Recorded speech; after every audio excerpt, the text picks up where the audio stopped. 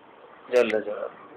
اللهم صل على سيدنا مولانا محمد النبي الأمي وعلى آله وسلم تسلیما. یا اللہ جو سنا اس پر عمل کی توفیق عطا فرما. اپنے حبیب صلی اللہ علیہ وآلہ وسلم کی یا اللہ کامل اتباع نصیب فرما. ہر سنت پر عمل کی توفیق عطا فرما. اپنا تعلق خاص نصیب فرما. اپنی معرفت اور محبت یا اللہ ہم سب کو نصیب فرما. اس کا ثواب یا اللہ ہمارے شیخ علی مقام کو پہنچا دے. درجات عالیہ ان کو نصیب فرما.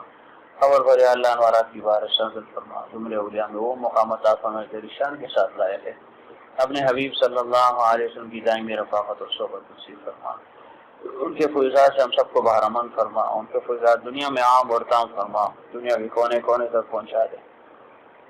ہم سب کو یا اللہ ذریعے کے طور پر استعمال فرمائے. اللہ اس میں یا اللہ قرآن کی برکت سے در کی برکت سے اللہ اس پریشانی کو بے اطمینانی کو بے سکونی کو ختم فرما دے. اللہ اس وبائی مرض کو ختم فرما دے. اللہ ہم سب کی یا اللہ پوری امت مسلمہ کی اللہ حفاظت فرما دے. اللہ نفس و شیطان یا اللہ اور غیر مسلموں کی اللہ مقاعد سے اللہ دجل سے اللہ ہم سب کو محفوظ فرما دے. اللہ اپنا تعلق خاص نصیب فرمایا. اللہ اپنا تعلق نصیب فرما. کامل اخلاص نصیب فرما.